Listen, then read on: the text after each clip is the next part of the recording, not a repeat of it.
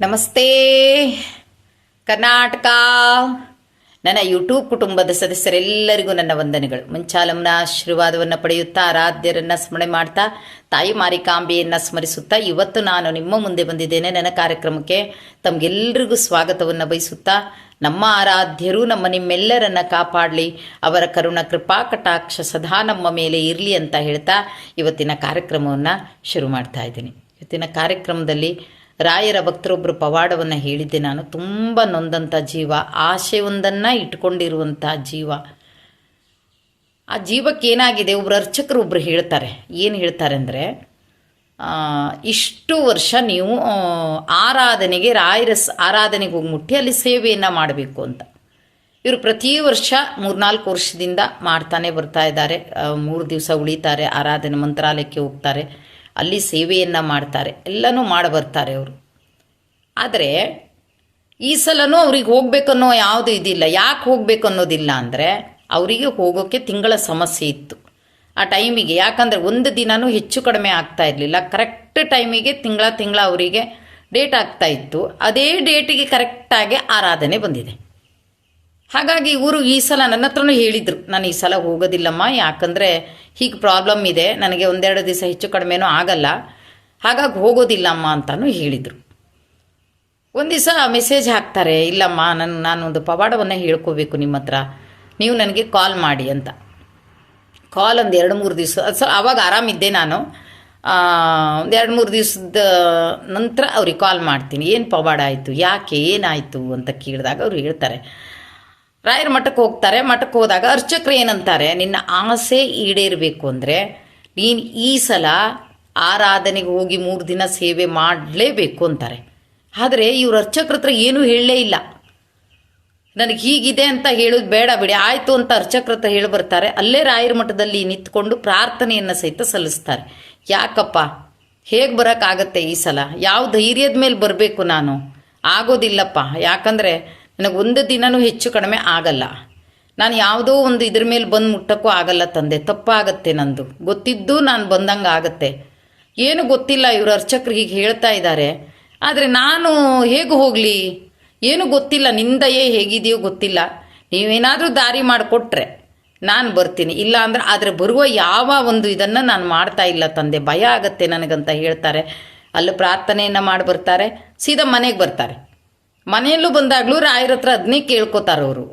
ದಿಢೀರಂತ ಅರ್ಚಕ್ರ ಬಾಯಲ್ಲಿ ನುಡಿಸ್ಬಿಟ್ಟಿದ್ದೀರಲ್ಲಪ್ಪ ನೀವು, ಆದರೆ ನಾನು ಹೇಗೆ ಬರೋಕ್ಕಾಗತ್ತೆ, ಬರೋಕ್ಕಂತೂ ಖಂಡಿತ ಆಗಲ್ಲ, ನಿಮ್ಗೆ ಗೊತ್ತು, ನೀವು ಹೇಗೆ ನುಡಿಸಿದ್ರಿ ಮತ್ತೆ ಅವ್ರ ಹತ್ರ, ನನಗೆ ಹೇಗೆ ಹೋಗೋಕ್ಕಾಗತ್ತೆ ಆರಾಧನೆಗೆ, ಇಷ್ಟು ವರ್ಷ ಹೋಗಿದ್ದೀನಿ, ಈ ವರ್ಷ ಅಂತೂ ಆಗಲ್ಲಪ್ಪ, ಏನು ಗೊತ್ತಿಲ್ಲ, ನನ್ನ ಸೇವೆ ಅಲ್ಲಿದೆ, ಆ ಒಂದು ಆಸೆ ಈಡೇರೋಕ್ಕೆ ನಾನಲ್ಲಿ ಸೇವೆ ಮಾಡಬೇಕು ಅಂತೇಳಿ ಹೇಳಿದ್ದಾರೆ ಅರ್ಚಕರು. ಅದು ನಿಜನೇ ಅಂತಾದರೆ ನೀವೇನಾದರೂ ಪವಾಡ ಮಾಡಬೇಕು ಅಂತ.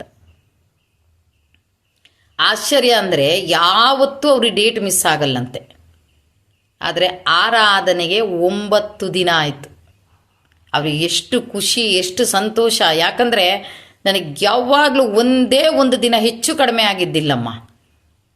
ಆದರೆ ಈಗ ಆರಾಧನೆಗೆ ಕರೆಕ್ಟ್ ರಾಯರ ಪ್ರಥಮ ಆರಾಧನೆಗೆ 9 ದಿನ ಆಗುತ್ತೆ. ಅಂದರೆ ನನ್ನ ಆಸೆ ಈಡೇರುತ್ತೆ, ಜೊತೆಗೆ ನನ್ನ ಸೇವೆ ಅಲ್ಲಿ ಇದೆ. ಅದಕ್ಕೋಸ್ಕರ ರಾಯರು ಅವ್ರ ಮೂಲಕ ಹೇಳಿಸಿದ್ದಾರೆ, ನನ್ನ ಪ್ರಾರ್ಥನೆಗೆ ಹೋಗುಟ್ಟು ಏನೋ ಒಂದು ಸಂದರ್ಭಗಳನ್ನು ರಾಯರು ದಾಟಿಸ್ಕೊಟ್ಟಿದ್ದಾರೆ. ಅದಕ್ಕಾಗಿ ಆರಾಧನೆಗೆ ಹೋಗಿ ಬರ್ತೀನಮ್ಮ, ಇದನ್ನು ಹೇಳಬೇಕು ಅಂತಾನೆ. ಯಾಕಂದರೆ ತುಂಬ ವರ್ಷ ಆಯಿತು, ನನಗೆ ಯಾವಾಗಲೂ ಇದಾಗೋದಿಲ್ಲ. ಆದರೆ ಈ ಸಲ ನನಗೆ 9 ದಿನಕ್ಕಿಂತ ಮುಂಚೆನೇ ನಾನು ಡೇಟ್ ಆಗಿದ್ದೀನಿ ಅಮ್ಮ ಅಂತಂದರೆ ರಾಯರ ಕೃಪಾ ಕಟಾಕ್ಷ ಹೇಗಿದೆ ನೋಡಿ ಅಮ್ಮ. ನನಗಂತೂ ಹೇಳ್ಕೊಳ್ಳೋಕ್ಕೆ ಅಷ್ಟು ಖುಷಿ ಆಗುತ್ತೆ. ಅದು ನೋಡೋರ ಕಣ್ಣಿಗೆ ಸಣ್ಣದು ಅನಿಸಿರ್ಬೋದು, ಆದರೆ ನನಗಿದು ಸಣ್ಣದಲ್ಲಮ್ಮ. ಯಾಕಂದರೆ ಆರಾಧನೆಗೆ ಹೋಗಿ ಮುಟ್ಟೋದಂದರೆ ಅದೇನೋ ಪೂರ್ವಜನ್ಮದ ಪುಣ್ಯ. ಹೋಗ್ತೇನೆ ಅನ್ನೋರಿಗೂ ಕೆಲವರಿಗೆ ಹೋಗೋಕ್ಕಾಗಲ್ಲ, ಆದರೆ ನನಗೆ ಹೋಗೋಕ್ಕೆ ಆಗಲ್ಲ ಅಂತ ನಿರ್ಧಾರ ಮಾಡ್ಕೊಂಡಿದ್ದವಳಿಗೆ, ಬಾ ನೀನು, ನಿನ್ನ ಸೇವೆ ಇದೆ, ಅರ್ಚಕ್ರ ಬಾಯಲ್ಲಿ ನುಡಿಸಿರೋದು ನಾನೇ ಅಂತೇಳಿ ರಾಯರು ನನಗೆ ದಾರಿಯನ್ನು ಮಾಡಿಕೊಟ್ರಮ್ಮ.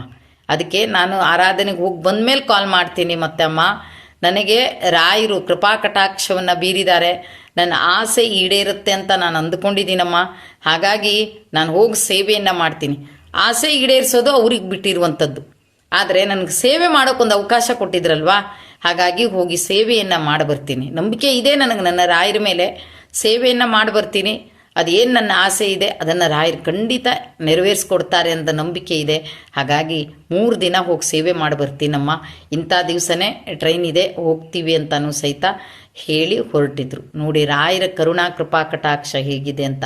ತುಂಬ ಜನ ನಂಗೆ ಕಾಲ್ ಮಾಡಿದರು, ಬನ್ನಿ ಅಮ್ಮ ಆರಾಧನೆಗೆ ಒಂದು ದಿವಸ ಬಂದು ಹೋಗಿ ಅಮ್ಮ, ಆರಾಧನೆಗೆ ಒಂದು ದಿವಸ ಬನ್ನಿ ಅಮ್ಮ, ನಾವೆಲ್ಲ ಇರ್ತೀವಮ್ಮ ಅಂತ. ಆದರೆ ನನಗೆ ಒಂದು ಸಲನೂ ಆರಾಧನೆಗೆ ಹೋಗೋಕ್ಕೆ ಆಗಿಲ್ಲ. ಆಗೋದು ಇಲ್ಲ, ಸ್ವಲ್ಪ ಕಷ್ಟ ಆಗುತ್ತೆ ನಮಗೆ.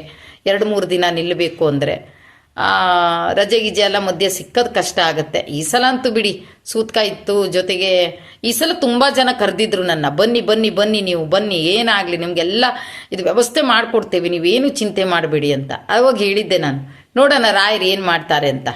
ರಾಯರಿಗೆ ಹ್ಞೂ ಅಂದರೆ ಕರ್ಸ್ಕೋತಾರೆ, ಇಲ್ಲ ಅಂದರೆ ಇಲ್ಲ ಅಂತ. ಕೊನೆಗೂ ನಮಗೆ ಆರಾಧನೆ ಸ್ವಲ್ಪ ದಿವಸ ಮುಂಚಿತವಾಗಿ ಸೂತ್ಕ ಬಂದು ಹೋಯ್ತು. ನಮಗೇನು ಮಾಡೋಕ್ಕಾಗಲ್ಲ. 4 ದಿನನೋ 5 ದಿನನೋ ಆಗಿತ್ತು ರಾಯರ ಆರಾಧನೆಗೆ. ಆವಾಗಲೇ ಅಂದ್ಕೊಂಡೆ, ಇದು ಹೋಗೋಕ್ಕಾಗಲ್ಲ ಅಂತ. ಹಾಗಾಗಿ ರಾಯರು ಕರ್ಸ್ಕೋಬೇಕು ಅಂತ ಅನಿಸಿದರೆ ಹೇಗೆ ಬೇಕಾದರೂ ಕರ್ಸ್ಕೋತಾರೆ ಅನ್ನೋದು ಈ ಒಂದು ಭಕ್ತೆಯ ಒಂದು ಪವಾಡ ನೋಡಿ ಹೇಗಿದೆ ಅಂತ. ಖುಷಿಯಾಗಿ ಹೋಗಿ ಬಂದರು, ಭಾಳ ಸಂಭ್ರಮದಲ್ಲಿ ಹೋಗಿ ಬಂದರು ಮಾತ್ರ. ಅಂಥ ಸೇವೆಯನ್ನು ಯಾವತ್ತೂ ಎಲ್ಲಿ ಯಾವ ಗಳಿಗೆಯಲ್ಲಿ ರಾಯರ ಸೇವೆ ಬೇಕು ಮಂತ್ರಾಲಯದಲ್ಲಿ ಅನ್ನೋದನ್ನು ರಾಯರೇ ನಿರ್ಧಾರ ಮಾಡ್ತಾರೆ, ರಾಯರೇ ಕರ್ಸ್ಕೋತಾರೆ. ಹಾಗಾಗಿ ಆ ಕರುಣಾಮಯಿಯನ್ನು ಎಲ್ಲರೂ ಭಕ್ತಿಯಿಂದ ನಂಬಿ ಮುನ್ನಡೆನ ಎಲ್ರಿಗೂ ಮಂತ್ರಾಲಯದಲ್ಲಿ ಸೇವೆಯನ್ನು ಮಾಡುವಂಥ ಯೋಗಾನುಯೋಗನ ರಾಯರು ಕೊಡಲಿ ಅಂತ ಹೇಳ್ತಾ ಇವತ್ತಿನ ಈ ಕಾರ್ಯಕ್ರಮವನ್ನು ಇಲ್ಲಿಗೆ ಮುಗಿಸ್ತಾ ಇದ್ದೀನಿ. ಜೈ ಕರ್ನಾಟಕ ಮಾತೆ. ಸರ್ವೇ ಜನ ಸುಖಿನೋ ಭವಂತು.